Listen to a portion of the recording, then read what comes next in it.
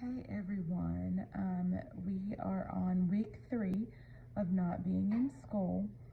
I hope you're doing well. I hope you're having some relaxing time. I hope you're getting some math work done. I am going to start to record some videos for this upcoming week's assignments. You have not seen this exact paper yet, but it's very similar to the green paper that was in your first packet, okay? So we've already completed both of those weeks. So on Thursday, they're going to be handing out new packets. We are still working in the same math packet, the released EOG questions. However, these are the problems that I want you completing this week. Ignore these marks. My little girl, Izzy, was drawing all over Mommy's papers this weekend. So I posted this paper on Remind. It's on the Facebook group. It's on Clever. It's on Instagram. And so these 1, 2, 3, 4, 5, 6, 7, 8, 9 questions are questions that I want you working on in your math packet this week. We've been going out of order because there are a couple things that we didn't have a chance to talk about yet before we left school. So I'm going to be doing some explaining on some of these problems, and this is why they're out of order. I wanted you to complete the problems that you are most comfortable with first, and then we're going to be working on some other topics that we've kind of talked a little bit about, but haven't talked about much yet, okay? So I'm going to start off reviewing problem number 4 on this video, okay?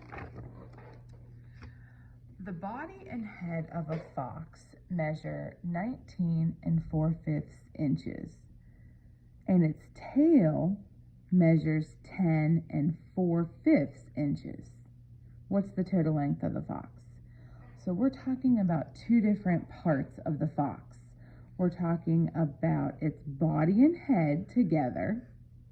That's how long it is. And then we're talking about the tail. That's how long it is. That's a really long tail. So we have to find the total length of the fox. So to find the total, we're going to add. At 9 o'clock, if you'll meet in the art room. 9 o'clock, teacher assistants, the art room. Thank you. Sorry about that. Ignore these marks here. Izzy was drawing all over my paper, so I'm going to go ahead and just slide a sheet of paper to work out the problem right here.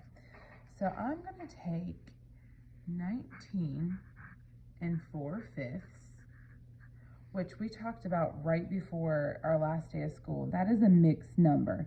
When it has a whole number and a fraction, it's called a mixed number. And I'm going to add it to 10 4/5. Once again. So we haven't really done this together yet. Adding two fractions together and whole numbers together. So we're adding two mixed numbers.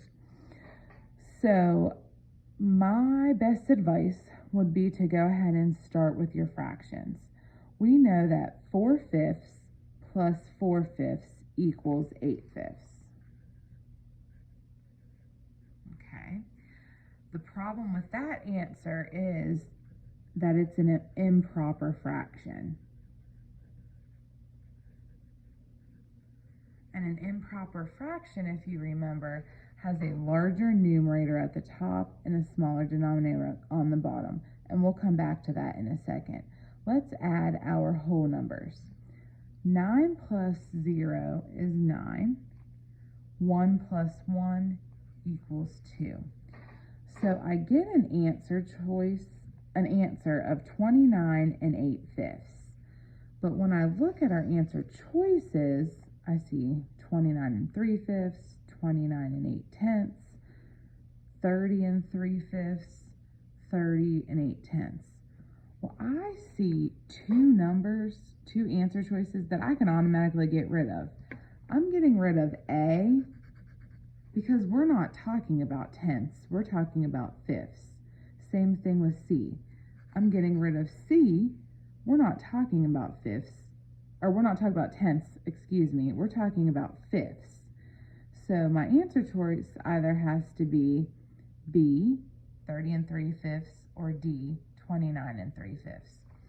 So here's what we have to do next. 29 is perfect. It's a whole number. We don't have to do anything to change that, okay? However, 8/5 is an improper fraction. So it's bigger than a whole. We need to take it to a mixed number. So when I think of a visual for 8/5,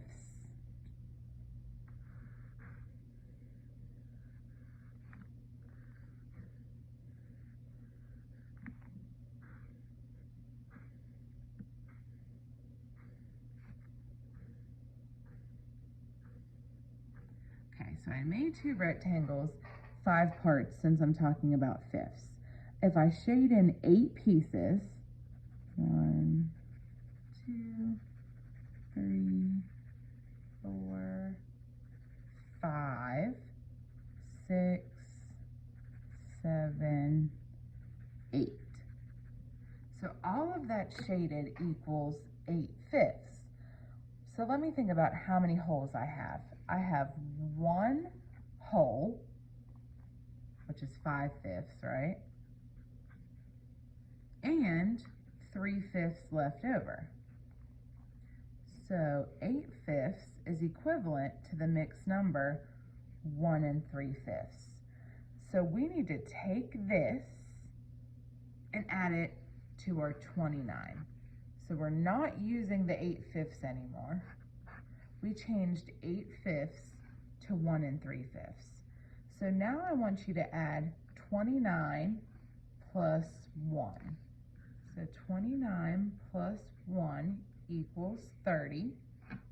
Okay, got that. Now don't forget the 3/5 that was left over.